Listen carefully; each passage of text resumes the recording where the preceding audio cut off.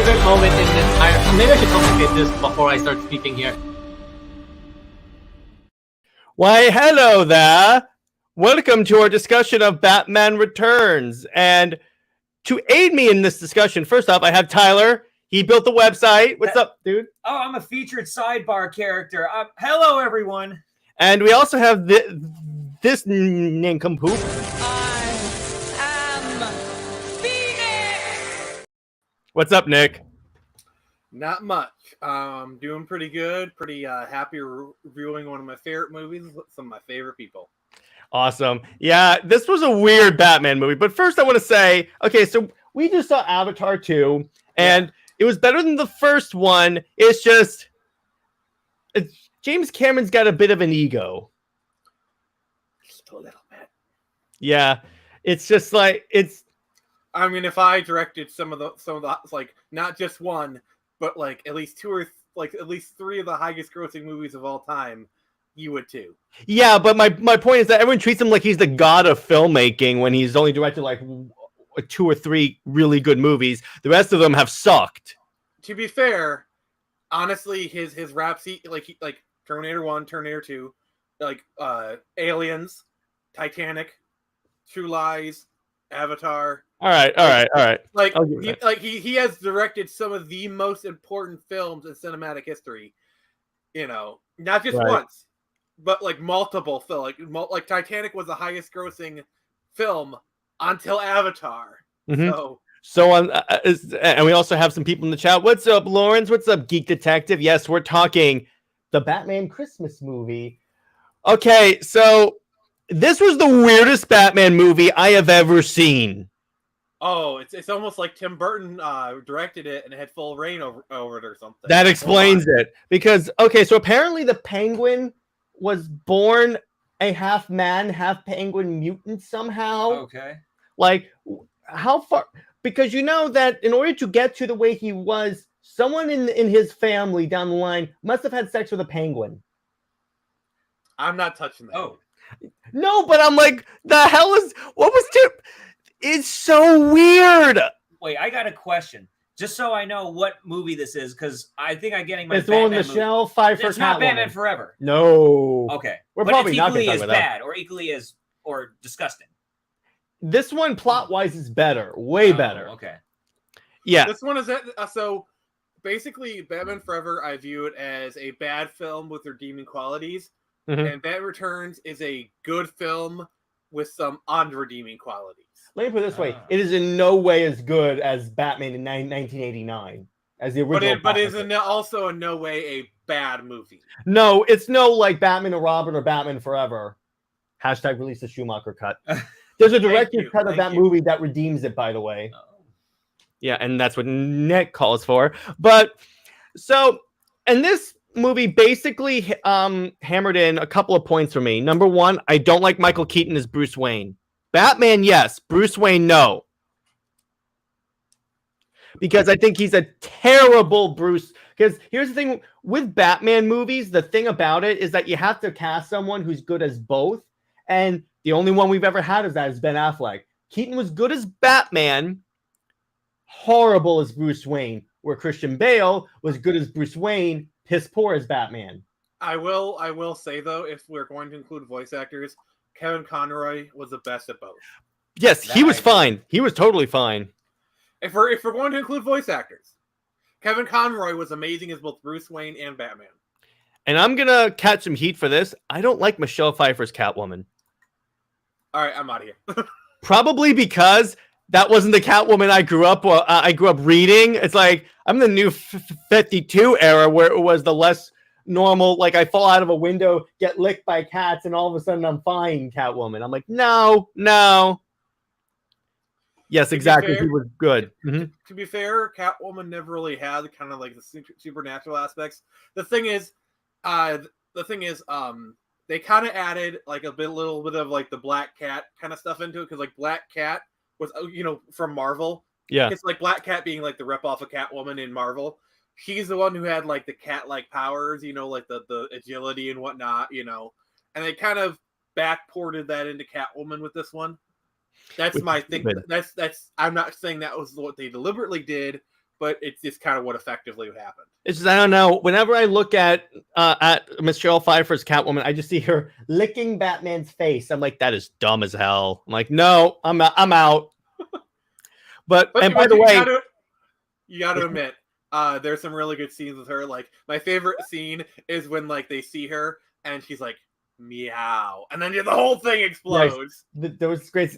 This did solidify me. One reason. Hey, what's up, Sean Franklin? One of the reasons why I like Michael Keaton's Batman, because you know what he does. Okay, so he's fighting a bruiser, and then Batman just looks down the dude's pants. He looks down, and Batman had stuck some dynamite down the dude's pants and just smiles and kicks the dude down a shaft, and then the dude blows up. This Batman murders people. I'm not a superhero. I mean, this is the film where he sets people on fire, by the way. Yeah, he sets people on fire. What he does is he turns around, he turns the Batmobile around. And you know how the Batmobile has that jet engine with the fire?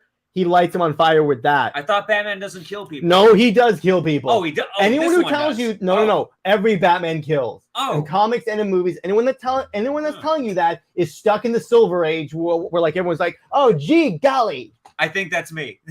Yeah, Michael Keaton's Batman is freaking nuts. Which is why I love when people critique Ben Affleck's Batman, because they would go, oh, I hate Ben Affleck's Batman when he kills people and uses guns. My favorite Batman's Michael Keaton, who uses guns and kills people. Oh, okay. Yeah, exactly. If you could indulge me, I want to give some respect for Michelle Pfeiffer. I have this behind the scenes clip. There's no music. It's just as long as it's muted. You have to mute it. I don't think you'll get like audio wise you get copyright because it's behind. I don't want to risk it, Nick. Okay. Just mute it, and then we can play it. That's fine. Oh, is this of her? So she had to practice whipping the mannequins' heads off. No, this is literally her doing it for the movie. Oh, for the take. All right. So we're watching. That's Catwoman, yeah. She in a. Wow.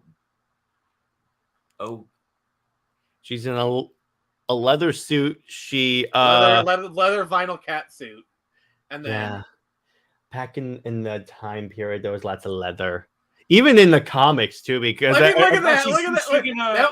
Jump roping. That was improvised, by the way. That was and it worked well. But yeah, back in the 90s, and Nick knows this. Comics got look, and then like they're so happy for her because like she did that in one take. Wow. So in the 90s, comics were very like extreme. It's like everyone had like leather, black gear, pouches everywhere, and it was like so many pouches. It became a meme. So, but see, okay, this of the non-Ben Affleck Batman movies, this is one of my favorites because because to a certain degree, I like how ridiculous it is because comics are that ridiculous. I've explained to you quite a few ridiculous comic book things. Hey, what's up, Tavia? What's up, dude? I'm not a fan of the suit. In the terms of the Catwoman suit, yeah, it's not my favorite Catwoman suit. My favorite's either the one from Dark Knight Rises, the Anne Hathaway suit, or the one in the Batman. The one with a good Batman, a terrible Bruce Wayne. So once again, you have to balance that, and unfortunately, I would say my favorite Catwoman suit is the best way I can say it is the one used in Arkham City because that's basically her 2000s era suit. Yeah, like let me pull it up right now. Because that's the suit she wore in like the early 2000s, kind of. I basically mostly through the 2000s. That's a suit she kind of wear. I actually really like that suit. Oh. Yeah, you mean the one where it's kind of like parted down the middle and it's black and stuff? Yeah. Yeah, like with the goggles and whatnot. Yeah, I like that one. That one's honestly my favorite. That one's my favorite because it accentuates Selina's features, which that's what she does all the time. Look at Tyler's kind of drooling. But how could you not? So Geek Detective says, did you guys know there's a nod to this film via Dark Knight of Nolan's trilogy? The whole quote of "he missed" during the moment Batman attempts to save Selina from the Penguin goons. I did not know that. Oh yeah, because like they're talking about that one moment where Like when like Batman's trying to save Selena, he aims a thing, like you miss, and he pulls the rock out. Mm-hmm.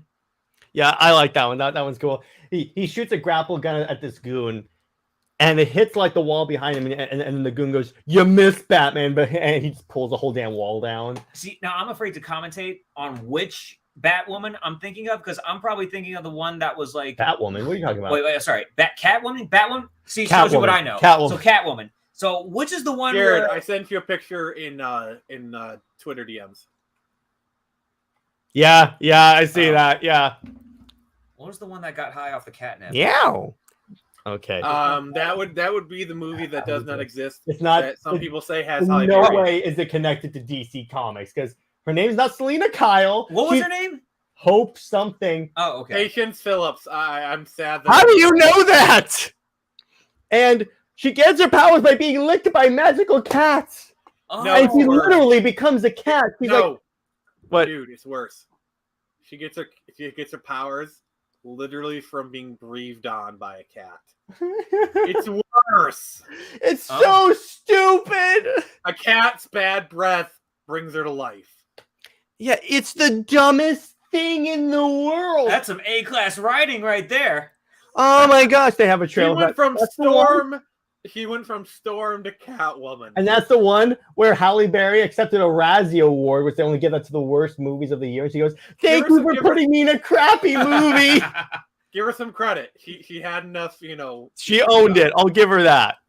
So now the thing about this movie that I think is weird is the Penguin depicting, because here's the thing. So Penguin wants to run for Gotham mayor. Yeah. Ignore the fact that he looks like an actual penguin, has a penguin army with rockets strapped. By the way, we have to acknowledge Max Willis-Trek, played by Walken. Christopher Walken is in this movie. And by the way, Lawrence, yeah, she was a fantastic. Zoe Kravitz from the Batman was a fantastic Catwoman. Except for that one line. Yeah, except for that one line, but it was one line, so it was like, okay.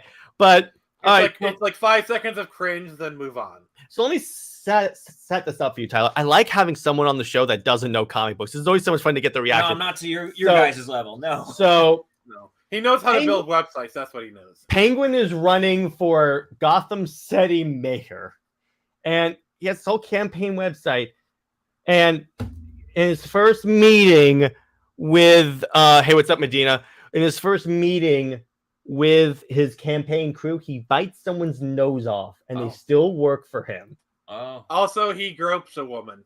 He gropes, yeah, because so here's how he does that. You ready? So he's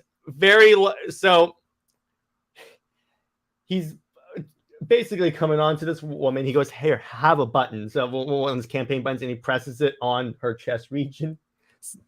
It is so weird. And yes, Tim Burton's Gotham is amazing. He really captures that dark quality of Gotham. By the way, in the scene afterwards, when he's meeting with Catwoman, Michelle Pfeiffer literally puts a live bird in her mouth. A what? What? Oh yeah, a live bird in their mouth. I mean, Pete. I mean, seriously, actors don't do this kind of crap anymore. Like seriously, because Peter would freak out. But yeah, it's just. There were just some things in this movie where I'm like, Tim Burton went a little too far. Well, that's Tim Burton, right? He's Tim known Burton. for making those weird... Is he the one that almost made the Cage Superman movie? Yeah. Have you seen the documentary for that? Like that movie actually might have been pretty good. We have to review that. So they were gonna make Superman movie. I think it's called The Death of Superman Lives. Yeah, they were gonna make a movie called Superman Lives. Actually, you know what, Nick? You explain it.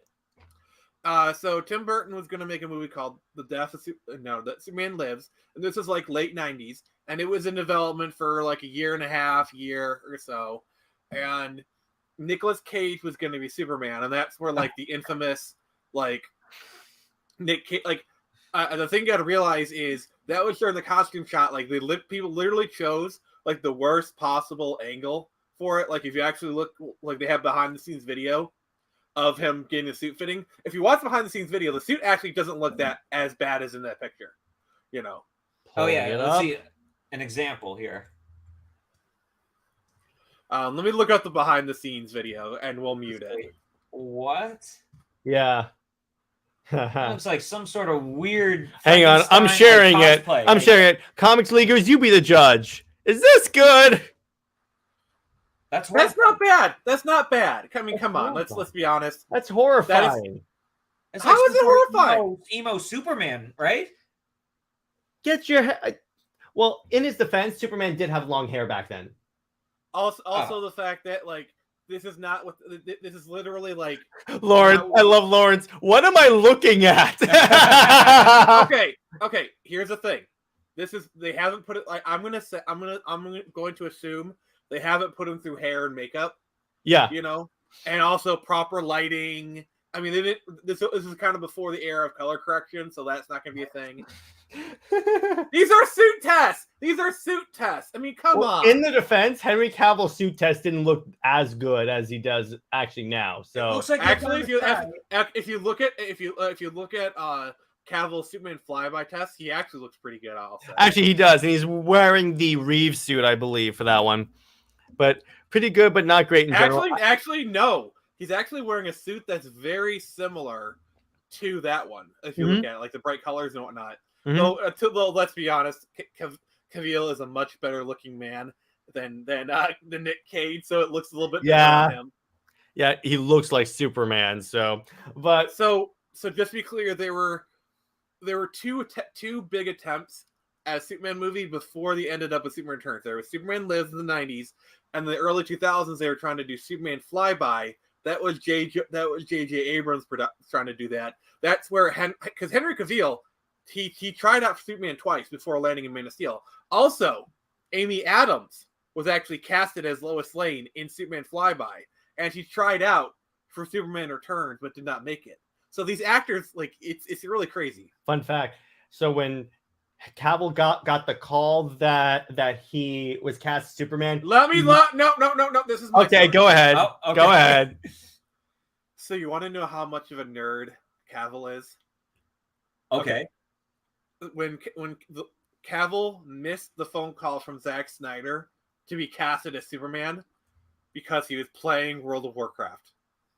He was like, you know what? Wow. He was like, you know what? I didn't know that. I'll do it after this raid. Exactly. I'll do it after this raid. And then it was like, no, I probably should call him back. No. What it was is he was doing like a poll, which is World of Warcraft is like when you do monsters, or I think it's like doing a battle or whatever. There was a raid or something like that. Well, raids are like the overall thing. I think he was actually in the middle of a battle. Yeah. He was in the battle. He saw Zack Snyder's name. He couldn't get to it in time. Then he called him back afterwards, after it was done, and that's how he got the news. Well, how do you react to that? You're playing World of Warcraft, and all of a sudden the best director of all time calls you up and says, you're going to be Superman. Or even Jared. Sex bots. So even better. Just imagine where it's like, hey guys, I gotta go. Snyder called me because like you're in a guild, you know. You're in a guild, sorry, guys. That. Like, dude, why did you leave us? I'm sorry, I was too busy becoming Superman. Yeah, I just got cast as Superman, dudes. So I didn't know that. That's pretty cool. Yeah, so back to Batman Returns. All right, I like Danny DeVito as the Penguin, though. I wish they didn't make him so weird. But that's the one with Arnold Schwarzenegger, right? No. Danny DeVito. Wait, wasn't he? Okay, Danny DeVito plays the Penguin. Arnold Schwarzenegger plays Mr. Freeze. All right, a really bad version of Mr. Freeze. Right. You're about 2 movies ahead. Okay. You're about 2 movies ahead. All right, everyone, chill. But all right, everybody, chill. Got to bring that Austrian accent. Yeah, you're good. I just wish they didn't make Penguin so weird, like a Penguin Man. Okay, his plan. So he was going to blow up Gotham Tower with an army of penguins with rocket launchers strapped to their backs. They're being mind controlled. And it's like when he arms them, a little targeting reticule pops over the penguin's eyes. Is that in the same universe as Superman 4, The Quest for Peace? Actually, yes. In the comics, they confirmed. In the comics, they confirmed that Christopher Reeves and Keaton exist in the same continuity. Jared. Oh wow! You realize we just said actually and then pause. Yeah, we literally said both of those at the same time. Yeah, but yeah, like we literally said actually ... Yeah, like yeah, I know exactly the same time. Well, you're welcome, audience, for that revelation. No, I didn't know. They just revealed that in the comics that they exist in the same world. So I'm like, well, that explains a lot. I mean, to be fair, there is a line in Batman Forever where Batman says, "This is why Superman works alone." Yeah. So technically speaking, we have known that Superman existed in the Keaton verse. As far back as Batman Forever. Because what you have to understand about these movies. No, Batman Robin. Sorry. Yeah, what you have to understand about these movies, Tyler, is that they all exist in the same continuity. Batman '89 up until like what was the last one, Nick? Batman and Robin. Batman and Robin all exist in the same continuity. Granted, Batman changes, but fun fact. They were actually developing a 5th movie. Called, I think it was like Batman Unchained, where it was actually going to be slightly based. You know that one episode of Batman May series where like Batman's on trial and the Joker's presiding? I don't think I saw that one. They were actually going to bring Jack Nicholson back. For that, and they're actually going to. But he died. Batman shot him and dropped him off a building. But it's comic books. Oh, but it's comic movies. It's comic movies. People come back all the time, so. Yeah, it's like you happen to land on a mattress factory. So it was meant to be kind of a bit of a course correction. I think they were gonna like dial back on the silliness. Imagine if we got that movie in like 99, 2000. Like that movie. Oh my god, that would have been so cool. Yeah. Bob Hopkins should have played Penguin. He could just redo his long Good Friday performance. I don't know who that is. And Bob Hoskins is Mario. Oh, okay. Also, Who Framed Roger Rabbit? Yeah. Oh, I know that movie. Oh, yeah. How does Christopher Reeve Superman fit? I don't know. They just confirmed that it fits. So I didn't like Returns version of Penguin. I prefer Penguin as a gangster. Me too. I prefer the Penguin from the Batman. Here's my headcanon. Not only do those two exist in that universe, Linda Carter's Wonder Woman also exists in that universe. Well, they do, because in the comics in the comics they confirmed that Linda Carter exists in the continuity as the Adam West show. Oh, that's the 60s. So they crossed over. Oh. Well, the timeline does actually match up better with those two, I will admit. Yeah, so that's what, because they did a series that's like Wonder Woman 77 and Batman 66, because they had comics that were like that show. You can imagine how those comics were. But so, and oh my god, like imagine Christopher Reeve Superman meeting the Adam West Batman. Oh geez. To be fair, they fit yeah, totally. they would work well. Yeah, totally they would work well together. Christopher Reeve Superman kills people. Oh. He killed the nuclear man, remember? Was that the guy with like the it's the extra dude, long fingernails, right? Okay, it's the dude that after Superman threw nukes into the sun because that would work. Apparently that births a nuclear man. Oh, okay. So Christopher Reeves kills every version of these characters has killed in the comics and in the movies. People that say so are wrong. I'm just gonna tell you that right there. Hey Caleb, how you doing? Hey, what's up, Caleb? How you doing, dude? Good to see you. I like the Penguin, that one Batman, the animated series. I prefer if you took that, but he's mentally unstable. True. Yeah, the Penguin in Gotham was cool. In Gotham, they made basically a crime show, but it's following Jim Gordon. I'm not a fan of the Penguin in Gotham. It's too much of an emo interpretation. I think their version of the Riddler was great, but like that Penguin, I don't know. So what Gotham was is that they basically made a crime show like Hawaii Five-0 and Magnum PI, but I don't even know that. Well, it's a cop show. It's kind of a cop procedural show following Jim Gordon, but you're also seeing Bruce Wayne become Batman because it starts. I mean, the show is about Jim Gordon, not about Bruce Wayne. Bruce Wayne is the supporting character. This is Jim Gordon's show. It starts. The first episode is them solving the Wayne's murder. And by the way, yeah, Medina says he throws Zod into a bottomless pit while Zod was depowered, and he punches them into a glass wall. Yeah, that dude shattered. Yeah, it was a cop show and it was amazing, but it all goes downhill. Yeah, exactly, as most shows do. But anyway, that kind of is its own, is what it is. Yeah, but this also affirmed to me, I'm not. I mean, let me put it this way: I acknowledge the impact Keaton had as Batman. He's not my favorite Batman. Fair. I can acknowledge that Ben Affleck is not my favorite Batman, but he is yours. Yeah, that's totally fine. It's just the idea is that I didn't like. I mean, first off, I made it quite clear I hate his Bruce Wayne. It is horrible. He does not. I don't think it's that bad, but you are welcome to your opinion. Yeah, that's fine. I mean, let me put it this way. He's like probably, in terms of live action Batman strictly, number 4 on my list. Mine is Affleck, Pattinson, Bale, and then Keaton. Okay, here's a question for you. Yeah, what's up? Where does this version's Alfred rank among all the Alfreds? Actually, I think this version's Alfred is probably one of, if not the best Alfreds. One of the best, because I always loved Jeremy Irons, but this was so good. I think his interpretation is probably he defined Alfred for an entire, like his interpretation of Alfred is still the basis for all other Alfreds going forward, in my opinion. And by the way, Caleb, that's why I distinctly said live action, because obviously, if we're talking about animation, the only Batman Kevin wins by default is Conroy. You can't. There's no debate on that. Yeah, like we're trying to be fair here, because if we like Jared said, if we included Kevin, then he'd just win everything. He'd win all the prizes. Well, Val Kilmer, I liked a little bit, but not as much as I liked Keaton. Let me put it that way. I think we all can agree. Clooney sucked. Even Clooney would agree his Batman sucks. Even Clooney would agree with us. Was that the one with the bat nips and the bat butt? The bat credit card. Oh, the bat credit card. They asked him. He was being interviewed, and they asked him if he got the call to return as Batman in the Flash, because in the Flash there's gonna be multiverse stuff. And he goes, "No, when you tank a franchise, they don't ask you to come back." Even he knows he sucked. So yeah.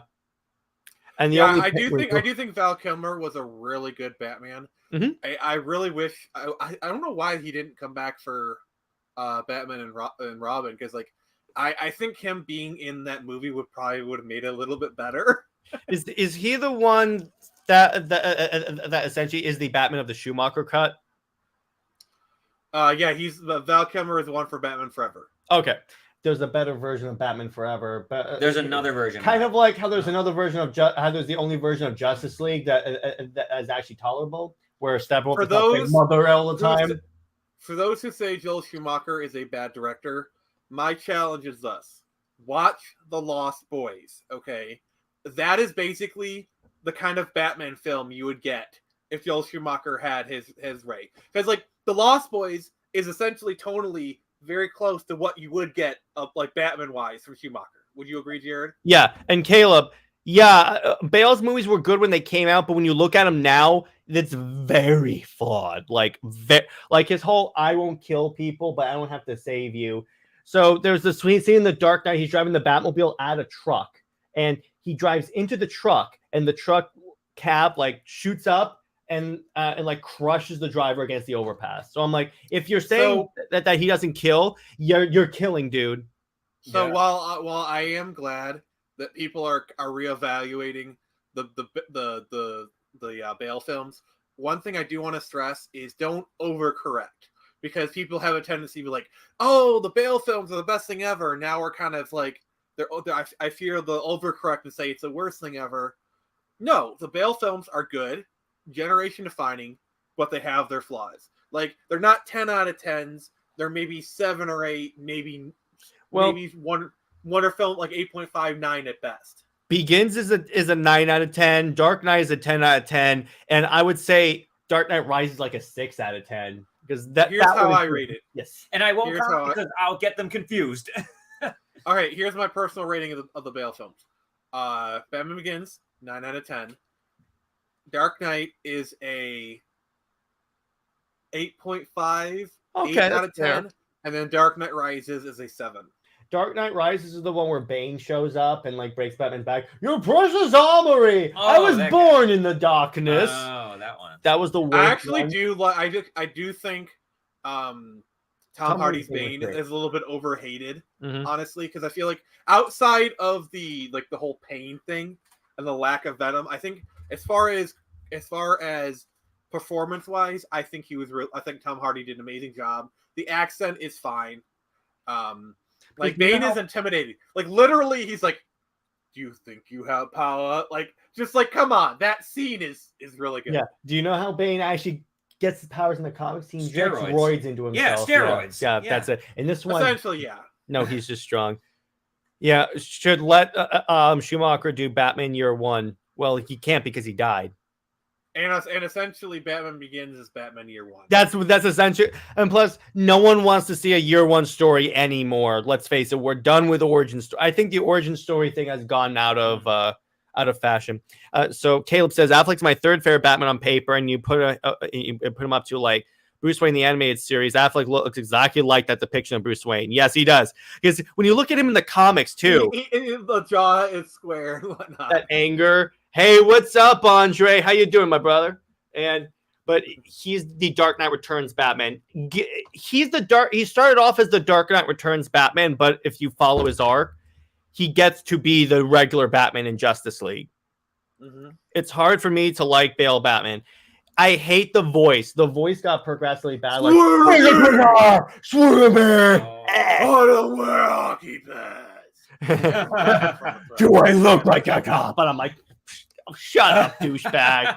I was like, oh, come on. There had to have been someone with like hot honey tea. Yeah. And he's just like, oh.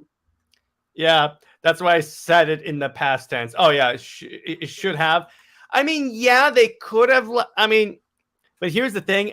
Let me put it this way. Everyone knows the origin of Batman. Everyone knows the origin of Superman. We don't need to see these things all the time. And there's now too many origin movies. But anyway, back to what we're talking about. Also, Batman kills the Penguin in this movie. Oh. Like, it's him with a rocket. But the most ridiculous thing, again, I keep going back to the Penguins with rockets strapped to their backs. Actually, I'm going to pull that up. I like what Dennis is proposing. I really like what his idea. What's up? He says, I feel like they should make a Batman movie in the style of a classic film noir. Highlight the comment, please. In black and white? Yeah, they could. Actually, they should have released a black and white cut of the Batman, because that's pretty much what that is. I want a Gotham by Gaslight film. Yes, but animated. A Gotham by Gaslight. This is Danny DeVito as the Penguin. Actually, there is an animated Gotham by Gaslight, by the way. What? There is an animated Gotham by Gaslight, and it's pretty good. That's the Penguins with the rockets. Jared, you do know that, right? Yeah, I do. I just said that. Yeah, but like a live action one, you know. Yeah. They need a live action one, but yeah, that's what I'm talking about with the Penguins with the rockets strapped to their backs. See, the thing is, Batman Returns has like this really bad problem where it's like both more mature and both more toyish, because like you can obviously tell with certain elements of Batman Returns, because like there's kind of like that push to make Batman more toyetic.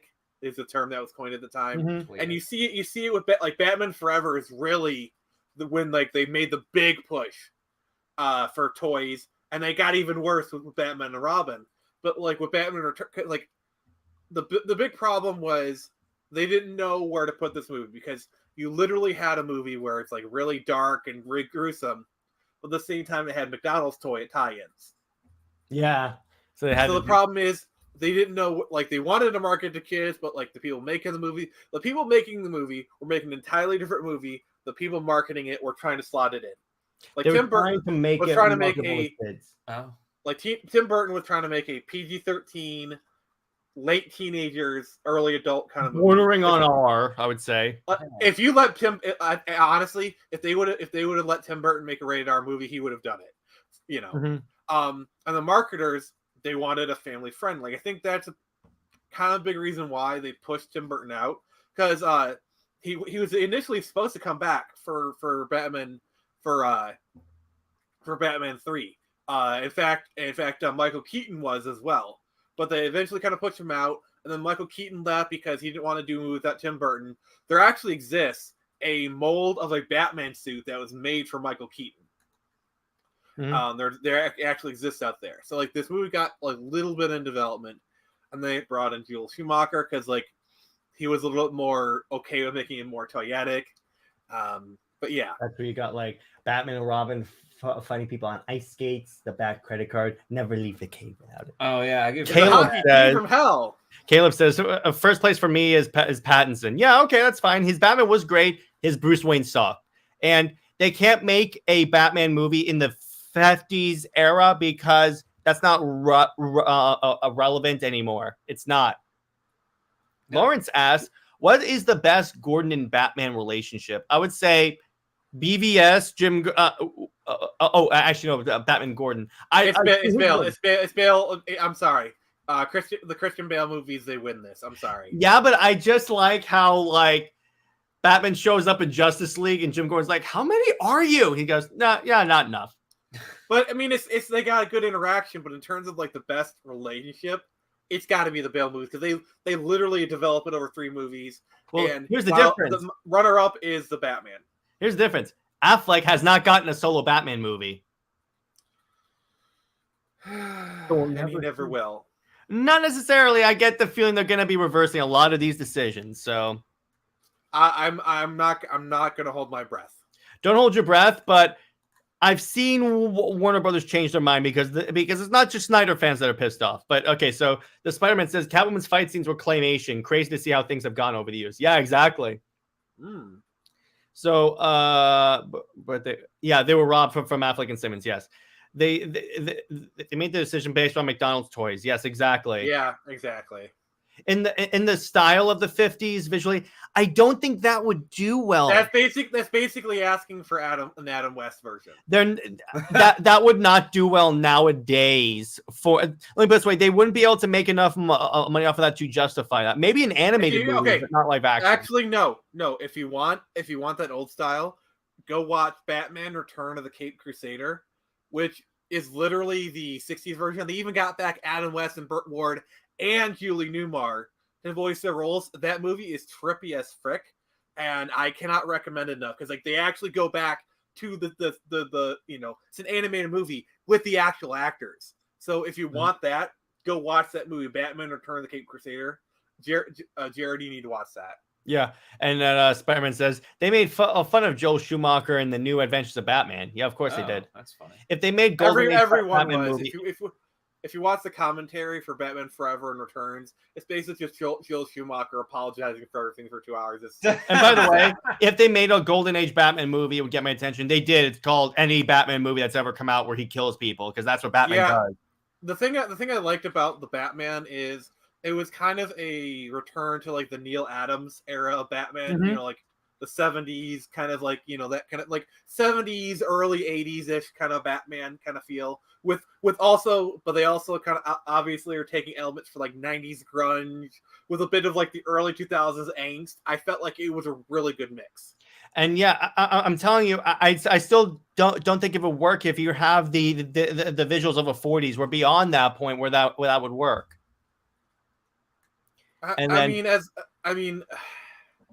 Animated, I could definitely see like a World War II Batman, where you cast like an animated black, like a black and white, fully noir, animated like Maltese Falcon.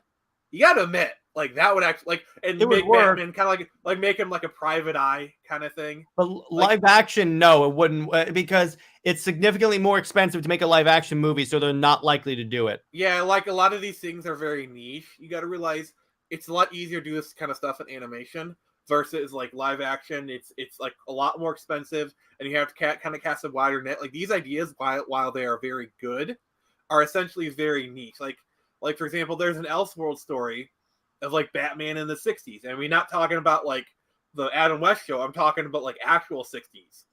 New Frontier, like right? What? Isn't that Justice League New Frontier? I'm not sure. It is an Elseworld story. I think it's like where Batgirl is like the one running the show or something. I remember a friend of mine read it. He was telling me about it. And by the way, Caleb, all I'm saying is that the general audience won't latch on to that because they have a certain idea, because it's been established that Batman has to take place in the modern day. That's the way he's relatable. You can't do that. To be fair, like when they did like the Batman traveling through time, certain things actually the audience they respond to, like Pirate Batman. But that was the comic book audience. We're talking about the general audience. Oh, imagine a animated pirate Batman movie. That would be so cool. And again, yeah, that's fine if you want to see that. I'm not telling you you can't want to see that. You're not wrong for wanting to see it. Like, you're not wrong. You're not wrong. It's something. It's more likely in animated than live action. But have Gordon as a POV and give him a noir monologue. Maybe. I mean, if we're talking about like this hypothetical like 40s noir animated film, yeah, that could work. But here's the problem with that, though, is that if you have a character in a Batman movie, and if you have a Batman movie and the POV is not Batman, people are going to be like, why can't I just watch a Batman movie? Yeah. And some things just don't translate well to other forms. Cartoons have certain things live actions can't replicate. Like, I guarantee you, if they tried to do pirate Batman in real life, people would just laugh at it. Yeah, they would. If they did it in animation, people would love it. And then at the end of Batman actually was at the end of time where he became a cyborg. Lost me on that one. That was when I will say, of all the ideas, like the Spider-Man is promoting Dark Knight Metal. That is probably one of the few things I say they could do. Like, they actually could go like the Dark Knight Metal route. Like, that actually they might do in live action. I could maybe see that. So would you be Dark Knight Metal? He wouldn't, but I would be more. Let me put it this way: he can do whatever the hell he wants. Just resolve the Snyder story. Just having a movie where all that ends, and then reboot, and then we're all good to go. That's because honestly, I don't think his plan is going to last a full 10 years. Okay, let's. I love how we're barely talking about Batman Returns. Yeah, that's fine. So let's pretend that like but like Gunn is gonna do his Superman reboot. How would we do it? Like, what storylines would we do? How would we present it? Like, if we're gonna do a young Superman, let's say he's a 25-year-old Superman. He's been Superman in Metropolis for like 3 or 4 years, kind of doing like what the Batman did, where like he's been Batman for like a little while. Like, he's still a little bit green, but like he's not like fully, you know what I'm saying? But the audience is gonna freak out because they're like, we have to see them meeting these characters. How are we gonna care about them? That's exactly what they said with the Snyderverse. But I'm not saying he's not a competent filmmaker. I'm just saying that in order for people to have, in order for the general audience to have confidence in anything DC at this point, they have to finish a story. Which honestly, they're not going to be able to do this one. I know how Warner Brothers works. Spider-Man, while American Alien would be a good one, I'm sorry, but there's too much temptation there for them to. I'm sorry, but I'm going to curse. They're going to fuck it up. Yeah, that's fine. Batman Returns. I'm sorry, that type of storyline would be irresistible for them to mess it up. Yeah, Batman Returns. Okay, back to this version of Catwoman. Okay, I'm indifferent about Michelle Pfeiffer's Catwoman. I think she's a tad creepy. It's just, I mean, to be fair, that's kind of the whole point of her character is to be like creepy, crazy ex-stalker, and like Bruce Wayne is supposed to be really into it. Because like honestly, in terms of the Keaton-verse, Catwoman is basically his one true love in that one, and it's actually a really beautiful story. So by the way, I grew up with these movies. Keaton is my favorite Batman. It's like I have an emotional attachment to this movie. My favorite moment in this movie is the Christmas party where like they're dancing and they say like, oh, mistletoe is deadly if you eat it, kiss can be even deadlier, which was a callback to something they said in costume. And they just kind of look at each other and they realize who each other are. It's like, what are we gonna do? Like, they realize it's just such a a beautiful moment, and like they hug each other. It just that was my favorite moment in the movie. It was just like, oh, Bruce, I wish I could be with you in the castle with a like. It's just they get kind of poetic for a moment. It's corny, but it's beautiful at the same time. And I'm just like, I don't care. I love it. I'm like creepy in a good way, but when she likes Batman, I'm like, it's very like. It's very they went really into like basically this characterization. They leaned really hard into the cat aspect of Catwoman, like, you know, like the birds, like the way she like licks herself. So the way she like licks the face is something a cat would do. So stupid and creepy. it makes sense within the context of the character they're trying to do, and yeah, it's supposed to be creepy. That's the whole point of that. Yeah, like literally they do it like a little creepy string thing when she does it. It's like a horror movie kind of like cue when they do that. It's supposed to be creepy. It's supposed to creep you out. It's supposed to be unsettling. That's the whole point of it. Yeah, but it was unsettling to me to the point where I was like, I'm out. Because I get it if it's supposed to be unsettling, but not to the point where the audience member checks out and he's like, "No, I'm done. I'm out." Maybe just catering to a specific audience that like that. Maybe. Yeah, a specific section of the internet. I'm feeling kind of called out right now. I might be sort of guilty in that department. If Batman 2 does happen, I wanted to see a Bruce Wayne Playboy billionaire patents. Yeah, I want to see them actually have a Bruce Wayne instead of just have the dude be emo all the time. And it's really dumb. To be fair, in the Batman version, they're doing a version where Bruce Wayne is like it's like, oh, I gotta be Bruce Wayne. Like he's like in the movie, he's characterized as being a shut-in. Like he's totally immersed himself as Batman.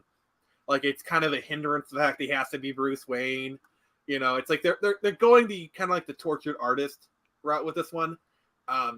Which actually, I gotta be honest, I actually find Robert Pattinson's take on Bruce Wayne to be rather refreshing, because like he's not even trying to be Bruce Wayne. It's like it's like an obligation. It's like he's not even trying to live a double life. It's like, okay, I gotta mask myself enough just to get through this one day, and then I can go back to being whatever. And I actually found that to be rather refreshing.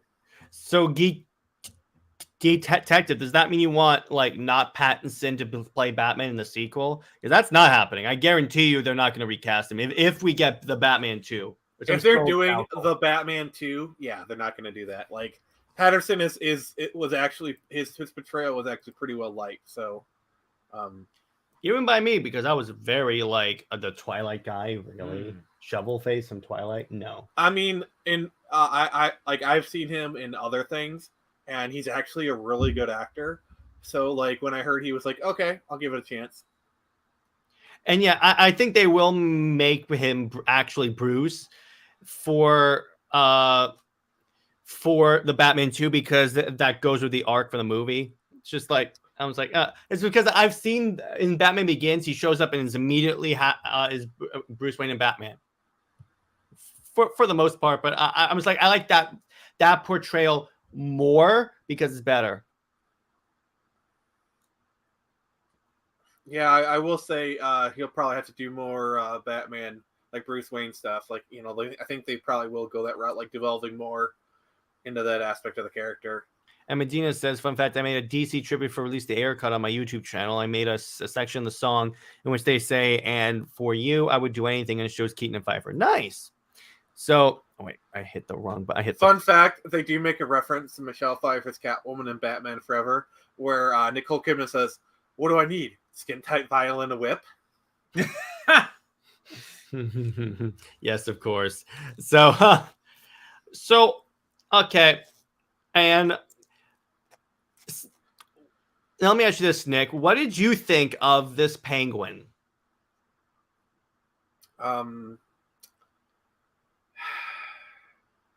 I think for the tone of the film they were going for, I think he was fine. But overall, see, it's like they were like both the villains were leaning really hard into the animalistic side of their characters. Like I said, Michelle Pfeiffer was leaning really hard into the cat aspect. Danny DeVito, the Penguin. Yeah. I thought, as far as from a talent performance wise, Danny DeVito did a good job with what he was trying to do. Like, I think we could, even Michelle Pfeiffer, even if you were unsettled by it, you got to agree, her performance itself was really good. Whether or not you liked what it was trying to do, that's a different story. But I think from a raw talent perspective, both of them really brought their A game to this. Yeah, I'm fine with that. Can you pull up Michelle Pfeiffer? I just want to see what she looks like. All right. Is she the same girl that plays in Ant-Man? Yes. Yeah. Oh, so that's her. Oh, okay. Because I'm connecting the dots here. By the way, Michelle Pfeiffer still looks amazing. That's her? That's her. Oh. That's her. About to lick Batman. Man, she was into kinky stuff. Wow, okay. No. Show her like the pictures from like she looks really freaking hot. Like in like her last scene, like her mask is off and like she's got like her hair is all crazy. Yeah, I think I can find that. I'm trying to find. Oh that. wow, that's her. Because I just see her as like a freaking Goldilocks. That's her. That's her. Oh, wow! I can't believe it. Wow. Okay. Huh. Yeah. Because I heard that name from somewhere, so I was like, oh. Let's just say that many pubescent boys were very excited for this movie. The tagline of the movie was "The Bat, the Cat, and the Bird." It was a very 90s line. Yes, I agree with you on that one. She is also the mole from Scarface. Oh, interesting. Yep. Yeah. I think the end of the Batman was his choice to change things. I didn't think it was weird. I just think I don't think Lawrence is whatever. But to be fair, Catwoman did survive Batman Returns because if you watch the movie, literally the last shot is of her like going like this, and looking at the bat signal. Which, fun fact, that was actually a last minute shot that cost them $250,000 because they added that shot last minute. And Michelle Pfeiffer isn't in that suit. They actually hired someone else. Oh wow! Okay, so here's the idea: you're gonna play Catwoman's movie. Awesome. What do I do? Lick the bat signal. 2 seconds. Oh there you go. How much are you paying me? $50,000. All right. Yeah. How many times do you want me to lick it? And where do you want me to lick it? Oh my gosh, that's good. But so what did you think of the movie as we're describing? So this movie, right? Yeah. All right. Because I remember when I first viewed it, I thought it was weird as heck. I thought it was just Tim Burton for you. Well, as is with all his movies, but I just remember vague, weird memories. The penguin biting off someone's nose. Oh yeah, not to be nosy on that one. That's my joke quota, but yeah, it was weird. Okay. Actually, no, Dennis. It's not that Sean Young wanted to play Catwoman. Well, yeah, she wanted to play Catwoman, but okay, here's the story of that. Oh, it's Lad, by the way. Hey, Lad. Okay, the story about Sean Young and Batman is actually really fascinating. So Sean Young is an actress. Blade Runner. She was the girl in Blade Runner. She was also in Ace Ventura: Pet Detective. She was like the woman in that one. That movie, I love that movie so much. Yeah, so Sean Young. She was actually cast to play Vicky Vale in 1989's Batman. Like she was supposed to be it, but she had a horse riding accident, and so she couldn't do the movie. And so, I just want to draw attention to Lawrence's comment here. It sounds like Tim Burton and Taika Waititi are brothers. Taika Waititi is the dude that except that Tim Burton actually makes good. Except movies. Tim Burton is actually talented. Yeah. So anyway, who's the actress who played Vicky Vale in 1989? I don't know what her name. Kim Basinger. Yeah. So Kim Basinger came in, and so Sean Young wanted to play Catwoman in this movie. She went so far as to make a Catwoman costume for herself. Then she showed up to the WB studio lot as Catwoman to ask to play the role. Well, that's commitment. Yeah, that actually happened. Wow. Yeah. Medina, don't insult Tim Burton like that. But yeah, Burton was talented. Ooh. Oh. I will say, okay, I'm probably gonna get some heat for this. Wednesday, the show, while it does have its cringy moments, and there are lines that are very cringy, overall, I enjoyed it. And now my subscriber count will now be cut. You will now go to 0 at this point. Well, actually, no, because you're on my channel, my subscriber count will go down to 0. Oh, no. All that year down the tubes. Thanks a lot, Nick. I'm not gonna defend the show like people who like talk about all like the bad parts of it. Yeah, those parts are bad. I'm not even gonna try and defend those because like the parts that all like the bad parts that people say about it. Yeah, they're bad. I'm not even defending them. But I don't know. Overall, I found the show enjoyable. That's crossing the line. What's crossing a line to say that people's complaints are valid? No, you're saying that show is good. So Why did you say that, Nick? It's enjoyable. I wouldn't say it's good. More so enjoyable. It's a 6.57 out of for me. Also, Caleb brings up a good point. Here's my problem with the movie. Batman sucks at security. You're kidding me? His whole car security thing is just putting like an armored sheet around the car. That's it. Oh. Immediately when I was watching this movie, I'm like, man, Keaton is a horrible Batman if that's the only security measure he has that can be easily hacked. Did it work? Yes, it did. And they took control of the Batmobile. Oh. I'm like, oh, well. Dude, you suck. Batman had it so... Comics Batman had it where if you touched it, you get electrocuted. If you touch his towel to try and take it off, you get shocked. Oh, wait, shock! No wonder Catwoman was all over him. She was probably into that kind of shit. Yes, his security sucks. That's why people said Michael Keaton's the quintessential Batman. Really? I could beat him. To be fair, he's the quintessential Batman for a certain generation. Yeah, when people were like, "Okay, I'll look past that. I'll look past that." Do you know how Batman recruited Robin once? The Robin stole the Batmobile's wheels, and that became Red Hood. Oh, that was the comics, though. That was the comics, yeah, and in the animated movie too. So, also, like you got to realize he like the fact that like Tim was able to Jason was able to do that is the reason Bruce brought him in, because he was so skilled. It was, he was like, all right, you're good. Like, the hubcaps is both a demonstration of Jason's boldness and also his skill. Like, so it's like not everyone could do that or even be willing to. Yeah, because it's Batman. No, do you know how Batman caught him? He came back for another wheel. Like, he stole one of the wheels, but then he came back for another one. Okay. And this one Jason wasn't always the brightest bulb in the box. And it's the Robin that was blown up and hit with a crowbar by the Joker and then came back as a gun-toting Batman character in Red Hood. Oh. He kills people. Like Batman. Yes. No, he doesn't kill people. He punishes people. Oh, yeah. Yeah. Actually, you know what? I got a good clip for that. Yeah, he punishes people, Nick. Yeah, just like you punished me with that joke, huh? I love that clapping picture. Oh, by the way, that clap was improvised. Yeah, it was. That whole moment was actually improvised by Heath Ledger. I really look like a guy with a plan. Not really. Yeah. Not really. No, I mean, he brought me on, so I'm assuming as much. Yeah, I'd imagine so. Yeah, exactly. Wait. I'm not wearing hockey pads. Yeah, that voice sucks. Why didn't you grab any like Batman Returns clips for this? Because I didn't want to. Because as many times as he mentioned the licking scene, he could have been playing that. That's going to be a clip. Jared, could you reenact the scenes for us? All right. So that does mean he's going to have to lick your face. Just do it towards the camera instead. Okay. In that case, by the way, Tyler, for April Fools, you have to watch and positively review Superman for the Quest for Peace. Oh my God, that's no. I have to do the wing cut, dude. He has to do Captain freaking Marvel. Oh no. His punishment is he has to positively review Catwoman with Halle Berry. Oh yes, we'll watch it. And actually, that's my homework. We should. By the way, Nick, I gotta go in. Instead of Captain Marvel, you have to watch and positively review Matrix Resurrections. All right, I'm done.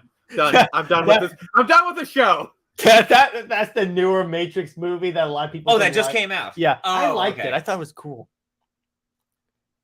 Superman 4 is hilarious. Yes, it is. I mean, to be fair, okay, yeah, it was hilarious. So I think you can at least admit that. So I just love how hilariously bad. Here's Superman's idea on how to rid the world of nuclear weapons. Somehow convince them to put all the nukes in a giant net, and I'm going to throw them into the sun. Yeah, that's not going to screw around with the sun. Inexplicably creating Nuclear Man. Yeah, you have to review Operation Overdrive. Okay. No, actually, that was Lawrence. In terms of Power Rangers, Nick, you're positive reviewing Megaforce, the worst season. Oh my gosh. And in terms of movies, Nick, Tyler, in terms of shows, you have to watch and positively review. I'm trying to think of what's the wokest show ever that you're going to hate. Oh, no. That's the idea of this experiment. Oh. Batwoman. Batwoman. Oh. Which one was that? Oh, that's the one that was on the CW. Wait, that was animated. Jared, No. The show that you have to review is the 1980s Superboy show. I'm already doing Birds of Prey. What are you talking about? I'm doing the Birds of Prey show. But you know what I'm talking about? Yeah, I know. But I'm like doing that thing is so bad. I have to review the Superman for comics. I have to review this is all for April Fools. The Superman comics run where it's implied that Lex Luthor and Lois were having an affair, and Jor-El came back as the bad guy inexplicably. I think I have to review Sins Past. Oh yeah, you have to review. He's reviewing it. So the way this works is that we all have to pick something that we hate and we have to positively review it. He has to positively review the story where Norman Osborn and Gwen Stacy have sex. What? Wait, that was a comic, right? That was a comic. He has to review that. Oh, have fun with that. Yeah, I know, right? Oh, Medina may piss you off, Nick. I don't. What did he do? Read the comment I just highlighted. Oh. Oh. Come on, Nick. Come back to the show. Come here. I technically am in the show. I'm just I'm going to my my thing and I'm grabbing something. Oh, I'm sure you're grabbing something. Come on, Nick. Come back. Oh, come on. Wait. So you mean this movie? Dark City. I have no idea what the hell that is. Okay. Wait, you've never seen Caleb actually has never... in his headcanon, the Ninja Turtles movies from the 90s, the really creepy ones, exist in the same universe as Tim Burton. Oh. That actually works. Oh, wait, Jared, you've never seen Dark City? Nope. Okay, Jared, you need to see Dark City because, like, actually, it's very similar to The Matrix, and in fact, sets from Dark City were actually used in The Matrix. What's the premise? I'm just gonna read the back. Yeah. When John Murdoch awakens in a strange hotel room, he finds that he is wanted for a series of brutal murders. Oh. The problem is he can't remember a thing. Pursued by the police and haunted by the strangers, mysterious beings who possess the ability to stop time and alter reality, he seeks to unravel the twisted riddle of his identity. But in a city where reality is the ultimate illusion, discovering the truth could be fatal. From Alex Price, the director of The Crow, comes a futuristic thriller that sets a bold new standard for science fiction. That sounds good. Yeah. David Impaler says it's better than The Matrix. So this actually has a really good cast. Rufus Dahl, Kiefer Sutherland, Jennifer Connelly, and William Hurt. Jennifer Connelly's in everything practically. But she's also like a 40s kind of lounge singer, and it's damn good while doing it. Mm-hmm. Also, Sutherland does a really good performance in this, and William Hurt, you know, like the guy from Marvel, he's dead now, but you know, he's actually really Ross from Civil War. Oh, him. Mm-hmm. Yeah, Jennifer Connelly from everything. I'll watch it. It's a really good movie. It's really dark. So you know the scene from The Matrix where Trinity's getting chased on the rooftops? Yeah. That set is from Dark City. Like you'll be watching Dark City and like a similar scene happens. You'll be like, oh, that's where they got the Matrix sets from. Yeah. And Dave the Impaler, by badass name again, says, I love Batman Returns. One of the first movies I ever saw in the cinema. Sweet. Yeah. All in all, I really enjoy. Let me put it this way: as much as I had criticisms for this movie, I enjoyed it very much. It was because it's a relic of its time, which I'm going to tell you.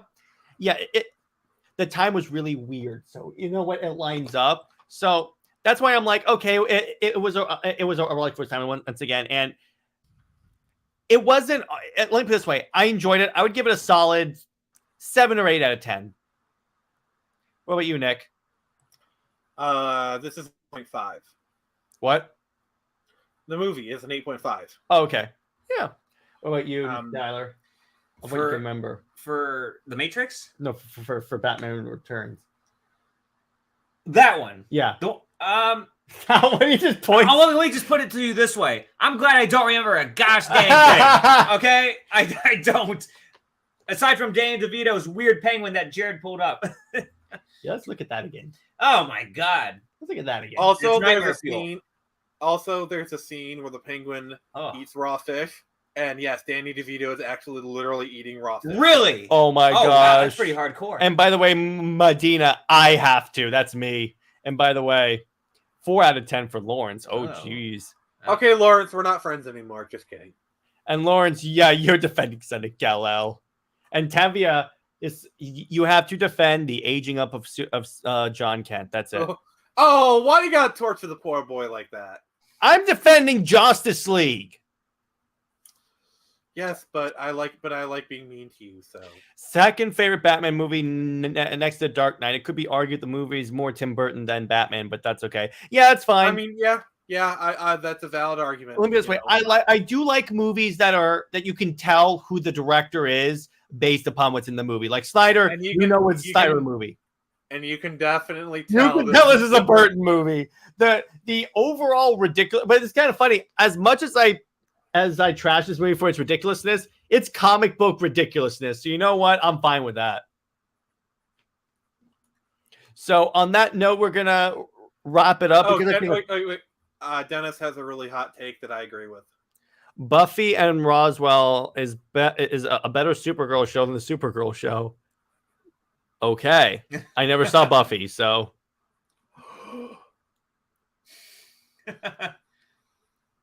I don't watch Joss Whedon's crap, so. But Buffy is not crap.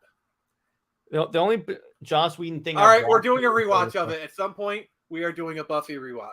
All right, geez. So the way it works is that we're rewatching a show that one of us has not watched before, and we're releasing on. And the other person is really familiar with.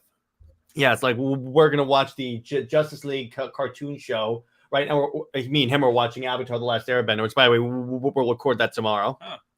Okay, cool, nice. Yeah, I love this. I love Avatar. I can't believe I didn't watch this show before. I say this every week. I'm like, how have I not watched this? Jared, I'm just gonna say this: do not buy the comics until after you've seen the whole show, because the comics takes place after the show. Okay. Yeah. Wait. Caleb. Firefly's good as well. Yes, I was about to say Firefly. Do not bash my Firefly. Do not bash my Firefly. Buffy. I love how we got talking about Buffy now. Buffy is surprisingly good. The first 2 seasons are actually pretty dark and have lots of horror elements. It goes way downhill in season 4. Okay. So while I agree it goes downhill, it's still at least decent. Because season 5 was supposed to be the end of the show because there was studio shenanigans. Mm-hmm. Like you can kind of tell season 5 was meant to be the last season because Buffy's literally going up against a god, and the last episode, Buffy, spoiler alert, she dies. Season 6 is really kind of a letdown because the villains are kind of meh, and season 7 is a little bit better. And I feel like as a finale, I think they did really good. And the way they ended it, where it's every potential Slayer becomes a Slayer, and the impetus, the adventures will continue. I actually thought they ended it on a good way. So, all right, that's good. All right, yeah, okay. You know what? After Justice League, we can watch Buffy. All right, that'll be our thing. Actually, I thought we were going to do Battlestar Galactica. Oh yeah. Battlestar Galactica. We have to do that. All right. So on that note, we're gonna call you'd rather be watching Buffy instead of Battlestar Galactica. And by the way, yeah, I sent JJheat the link. He never showed up. So, and yes. Oh, fun fact. Yeah. One of the key writers for Battlestar Galactica is a woman named Jane Espenson, who was a writer for Buffy. Interesting. All right. Once again, on that note, Nick, it was a pleasure talking Batman Returns. This will be the last movie night for the year. I wanted to get it done now so I can give my people time off for holidays and the New Year's. We will be doing a New Year's stream on New Year's Day, the day it transitions over to the new year.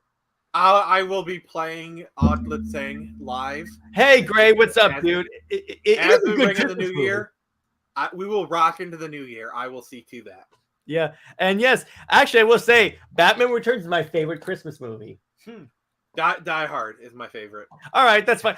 Batman Returns and Die Hard. How's that? As a nice little tie there. And it's hard to watch now. All the actors. Yeah, I know. Oh my gosh. Yeah. So yeah, Angel is particularly tough, especially knowing the crap that Chris Carpenter went to.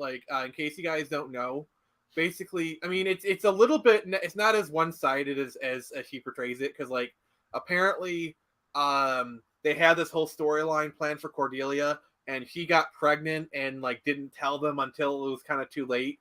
So there was kind of a little bit of like bad stuff on her part, but like the way Joss handled it was completely out of line and like, you know, rid her off the show. So it's like instead of it being 100% Joss's fault, it's more like 80 to 90% Joss's fault, I'd say. Yeah, he apparently it's alleged that a few people he exchanged sexual favors. Oh, yeah, Josh is a turd. Yeah. Let me put it that way. He is the epitome of a turd. You know what's bad? You have to watch out for the people who actually advertise this is what a feminist looks like. Yeah, I mean, I'm not defending that. I mean, you can kind of see aspects of it because like James Marsters in interviews, he talked about how like badly he got treated by Joss, because apparently Spike was supposed to be like a one-off character, but like he was so well liked that Joss was like supposed to bring him back, and like they didn't have the best relationship and whatnot. Well, Joss didn't have the best relationship with anyone. I hear he even pissed off Jeremy Irons on the Justice League set. How do you do that?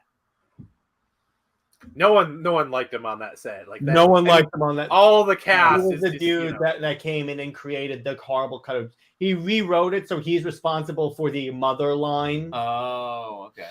Yeah, but also conspicuously, Joss's name is not on the credits. It is as a writer. It probably happens a heck of a lot more than we hear about. Yeah, it's true. But when we hear about it, that's why it's so hard for me to watch anything Joss Whedon. I mean, to be fair, I don't like Courtney Love, but she's been sounding the alarm about she's sounding the alarm for Harvey Weinstein as far back as the 90s. Like, she's been sounding the alarm for 20 years and no one listened to her. I don't like Courtney Love, but I will give her credit for that. Yeah, exactly. But it's like when you look at what actually happened on that Justice League set. So actually he threatened Gal Gadot's career. Oh. And when she challenged him on it, she says, okay. When he was challenged on that, he said, oh, no. She didn't understand what I was saying. She doesn't understand English that well. Oh. What? An Israeli soldier that speaks like 5 other languages. Oh, I'm wow. like, yes. Nice. Yeah. Like, and he drove Ben Affleck to drink. Literally. Dang. Like, did Joss know that, like, going into Justice League, Wonder Woman was the only movie that had near 100% positivity? Yeah. Like, Wonder Woman was, like, the only true success, like, the only unequivocal successful movie. Like, you can, like, mix success for some of the other ones, but, like, Wonder Woman was, like the only one that was, like, an out and right success going into Justice League. So if anyone had the power, it was Gal Gadot. Yeah, like Gal Gadot's Wonder Woman at that point was universally loved. Everybody loved loved Gal Gadot's Wonder Woman. So if anyone had the power on that set, it was her. Yeah, I agree with Lawrence. I was laughing when people were saying that the Snyder Cut was going to be the same as the 2017 version. I'm like, no, it's not. This one's good. No. There's no mother. He turns to me when we're watching that and he goes, Jared, did they ever explain what the hell mother is? And I go, nope. The amount of ass shots, like the amount, like Joss Whedon seems to have this obsession with Gal Gadot's ass. I'll tell you. Movie. I can show you. I believe you can find that. It's like for a person who goes on and on about not objectifying women, he really goes out of his way to objectify. This alone, hang on. Nice shot. This shot alone with the flash on Wonder Woman. Fun fact, you know why her face is away from the camera? Because that's Gadot's body double. She refused to film that scene. I don't blame her. It's humiliating, particularly after her movie came out, and it was, again, an unequivocal success. Oh, jeez. Wow. Okay, I shouldn't have said that word too many times. I invoked the bots. Yeah, and it's like, so stupid. Oh, he's responsible for this mess. Remember this? The Superman stupid lip? Oh, yeah. Don't get me wrong. Gal Gadot has a nice rear end. She does. I like looking at it. But good asset. Oh, she's a smoke show, but we don't want that to be the focal point in a Justice League movie. Like I would rather look at Wonder Woman literally slicing people's head. If I want to look at Gal Gadot's butt, there's I swear I swear, when that scene came up in Justice League of the Flash like tripping and falling and Wonder Woman falls, for a second there, I cringed. I was like, please don't do it. Please don't do it. And then when it just cuts, I'm like, oh, thank God. And I was like, please don't be in the Snyder cut. You know what's really crazy? What? That is like a quintessential anime kind of thing. Mm-hmm. Like that kind of moment. Like, I didn't think Joss Whedon watched anime because like even in anime that's cringy. Yeah, it's just like but here's the thing, it doesn't belong in a Justice League movie, particularly happening to the character that's the image of female empowerment, particularly after she just had a successful movie. Like if this happened in Suicide Squad where like a character landed on Harley Quinn, okay, sure. Like fine, I could see that like honestly, I could see James Gunn doing a scene and like playing that for comedy, you know, like you could make it work in a Suicide Squad movie with Margot Robbie's Harley Quinn. They kind of didn't in the Suicide Squad, but not with Wonder Woman. Even Patty Jenkins was like, yeah, we don't consider that version canon. We always acted like the Snyder Cut was canon, which is why I always consider Zack Snyder's Justice League canon. That's it. That's the Justice League version. That is on Earth BS. That is Earth BS. To be fair, the thing about all the films is none of them have outright stated which one is like 100% canon by like, you know, like referencing something that happened in like happened in one but not the other. Like they've gone out of the way to like keep it vague, you know. Mm-hmm. Yeah, it's kind of funny. People mention, well, Mara has a British accent. She didn't have an American accent in the Whedon cut. So I mean, and there are retcons already, like the whole talking, opening the air pocket bubble. They retconned that in Aquaman. So like, you know why? Because they didn't give Zach any information on what the world is like. So he was just like, okay, so do this now. We can fill it in later. I mean, that's my point. They gave Zach no information about the universe and they expect him to just build an MCU. To be fair, there's 50 years worth of comics that he could have sought out, or there's this thing called Google. I'm not as sympathetic to that part because Google exists. No, but my point is they expected him to build it now. In other words, he literally just could have said to an assistant, here's an iPad, Google everything about Aquaman, come back in an hour. Yeah, I still don't think. I mean, I get it, but I'm not 100% sympathetic to that excuse. Yeah, that's fine. Oh, by the way, the Spider-Man brings up a good point. At least Zach knew the comics. Joss Whedon clearly was not a DC guy. No. Because that's an Avengers movie with a Justice League skin on it. I will say, if Joss Whedon had made the movie from the start, it probably at least would have been coherent. It would have been coherent. It would have been horrible because I don't like his superhero movies. Avengers is only held up as high as it was because it was the first time it was a team-up movie. Because otherwise, when you look at that, it's crap. I will say the first Avengers movie works. Age of Ultron is held literally by the performances of the actors. Like, literally, the thing that carries a movie is, like, the actors who are in it are so likable, they're so good at their jobs, and they play off each other so well. That's what carries a movie. Very well said, Nick. Very well said. Yeah. And yeah, by the way, in the Age of Ultron cut, here's how I know that Joss Whedon is uncreative. He literally the scene of Flash falling on Wonder Woman, he did that in Age of Ultron with Banner falling on Black Widow. Oh yeah. Oh, Dave the Impaler. I love his comment here. Being a vocal male feminist is camouflage for a predator. That's true. Yeah, 100%. Now, let me be clear. Not against being a feminist because we all should be feminists. But okay, I gotta push back on that a little bit. That label is so tarnished. I consider myself a humanist. Okay. Yeah, that's better. Humanist is basically I value all of humanity, and the feminist is the name has been dragged through the mud. I just refuse to call myself that because there's so much like bad stuff, bad juju associated with it. I consider myself a humanist. You guys are all equally worthless. There you go. Thank you, Arlie Emery. So on that very positive note, we're going to call it. Nick, it was a pleasure hanging out with you. Tyler, thanks for joining the panel. Thank you. Yeah. And stay heroic, everyone. And I will see you in the next one. We have to go buy food because we just sat through 3 hours of Avatar. Anyway, stay heroic, everyone. We will see you in the next episode. Bye-bye.